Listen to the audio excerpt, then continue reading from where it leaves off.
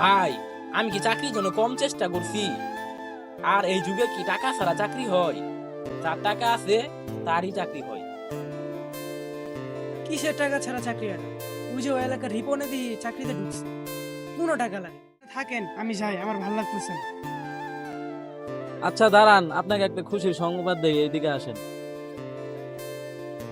এত রাগ করেন কেন? যাই হোক, আপনার জন্য একটা খুশির সংবাদ আছে। আমার কোম্পানিতে ম্যানেজারের পদটা খালি আছে, তো আমি আপনার ভাইকে ম্যানেজারের পদটা দিতে যাই।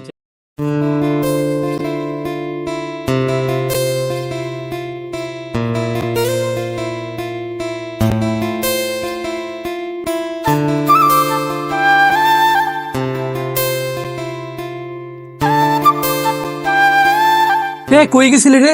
এদিকে আতো।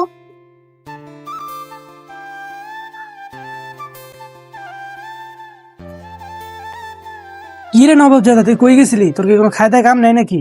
ছোট ছোট পোলাপানরা রোজগার করে, আর তুই তোর ভাইয়ের উপর বসে বসে খাইতেছিস, এটা কি হয়? তোর কি শরম করে না? ভাই, আমি কি চাকরির জন্য কম চেষ্টা করছি? এখন যদি চাকরি না হয় তাহলে আমি কি করব? কিসের চেষ্টা করতেছিস তুই? তোর তো চাকরি নিয়ে কোনো চিন্তা ভাবনাই নাই। মা বাবা কি এটাই চেয়েছিল তাহলে? ভাই, আমি কি চাকরির জন্য কম চেষ্টা করছি? আর এই যুগে কি টাকা ছাড়া চাকরি হয়? যার টাকা আছে তারই চাকরি হয়। কিসের টাকা ছাড়া চাকরি হয় না? ওই যে ওই এলাকার রিপনে দিয়ে চাকরিতে ঢুকছে, কোনো টাকা লাগে না। ভাই, ওর তো মামা চাচার হাত আছে, এই জন্য ওর চাকরিটা হয়েছে। আমার তো আর কেউ নাই যে আমার চাকরি হবে। তুই যে চাকরি করবি না এটা আমি ভালো করে জানি। আর তুই চাকরি না করে এগুলো হচ্ছে বাহানা দেশ। তুই থাক, আমি আই, আমার কাম আছে।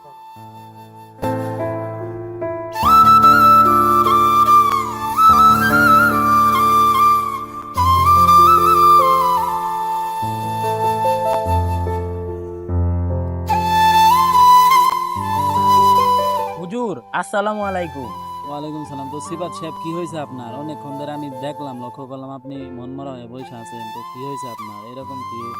আচ্ছা হুজুর, আপনি বলেন তো, একটা বেকার ছেলে কি সমাজের জন্য খারাপ? একটা বেকার ছেলে কিন্তু কখনো বেকার থাকতে চায় না। আমি বুঝছি আপনার কি হয়েছে, আপনার বিষয়টা আমি জানি।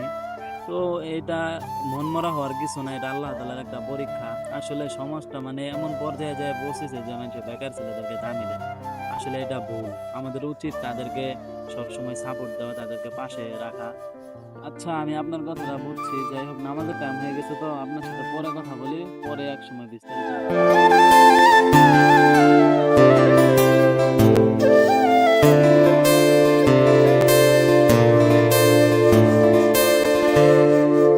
ভাই, দরজা খুলো, খিদে লাগছে, খাবার দাও। তোর আজ থেকে এ বাড়িতে খাবার বন্ধ। যেদিন তুই চাকরি করবি সেদিন এ বাড়িতে ভাত খাবি। যাতে এবার থেকে বাইরে হয়ে যা, তোর এবার জানা না।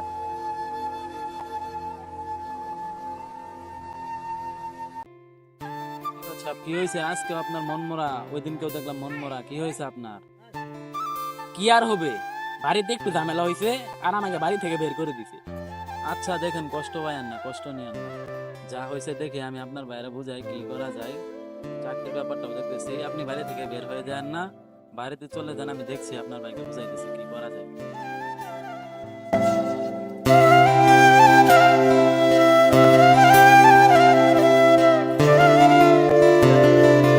আসসালামু আলাইকুম হুজুর, ওই যান আপনি, ভালো আছেন? ওয়ালাইকুম সালাম। এই তো আলহামদুলিল্লাহ ভালো আছি। আর কোথাও যাই না, আপনার কাছেই যাইতেছি। আর আপনারা দুই ভাইয়ে কি শুরু করলেন? হ্যাঁ, 2 দিন পর পর এক একটা নাটক। তো কি হয়েছে আপনার ভাইয়ের? বেকার বলে কি সে মানুষ নয়? এরকম করে তার সাথে ঠিক নয়। ছেলেটি তো এমনিতে ভালোই আছে, কেন এমন করেন তার সাথে? তারও তো একটা মন আছে, তাই না? আর নিজেদের মধ্যে এরকম ঝগড়াঝাটি করা ঠিক নয়। বেকার, সে তো মানুষ। দোয়া করতে থাকেন, ইনশাল্লাহ একদিন চাকরি হবে। আমার ফ্যামিলিতে বড় বলতে আমি, এবং ওরে আমি যথেষ্ট পরিমাণ আগলে রাখি, বড় রেখেছি, কিন্তু তা সে বোঝে না। মানে কি আর বলবো। আর ভাই শুনুন, সে কোনো কাজকর্ম কিচ্ছু করতে চায় না, আর তার মুখ আমি দেখতে চাই না। এবং এই সমাজে তার জন্য আমি মুখ দেখাইতে পারি, সবাই তাকে অকর্মণ্য বলে। আমি এই জায়গায় আমার তার আমি বলছি আমার বাড়িতে যে না আয়, জীবনটা চাকরি না হয়। দেখুন, এটা আল্লাহ তাআলার একটা পরীক্ষা। ধৈর্য ধরেন, ইনশাল্লাহ একদিন তার চাকরি হবে। আর সমাজে বেকার বলে কাউকে অবহেলা করা ঠিক না। আসলে আমাদের সমাজটা অন্যরকম হয়ে গেছে। অথচ তাদের পাশে দাঁড়ানো উচিত, তাদেরকে সঙ্গ দেওয়া উচিত, তাদেরকে বোঝানো দরকার। হ্যাঁ, এরকম ভাবে মানে বেকারদের অবহেলা করা ঠিক না। আমরা তো মানে অন্য সিস্টেমে পড়ে গেছি। তো তাদেরকে যদি আমরা মানে অবহেলা করি, তাহলে তো তারা মাদক সেবনের দিকে চলে যাবে। আমাদের উচিত তাদেরকে সঙ্গ দেওয়া, তাদেরকে চাকরি খুঁজে দেওয়া, বিপদে তাদের পাশে দাঁড়ানো। এরকম করাটা আর কি ঠিক হয়নি আপনার। আচ্ছা আপনি থাকেন, আমি যাই, আমার ভালো লাগতেছে না। আচ্ছা দাঁড়ান, আপনাকে একটা খুশির সংবাদ দেই, এইদিকে আসেন।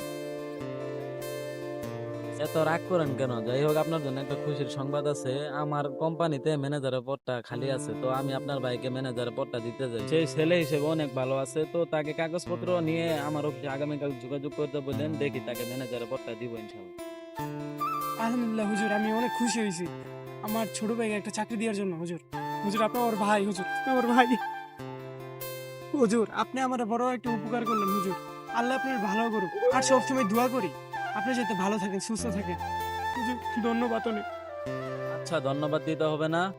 চলুন, নামাজে যে আজান হয়ে গেছে, আপনি আজ থেকে আপনার ভাইয়ের মতো ইনশাল্লাহ 5 ওয়াক্ত নামাজ পড়বেন, আল্লাহ তাআলার কাছে দোয়া করবেন, আমার জন্য দোয়া করবেন। চলুন এখন নামাজে যাই, চলুন।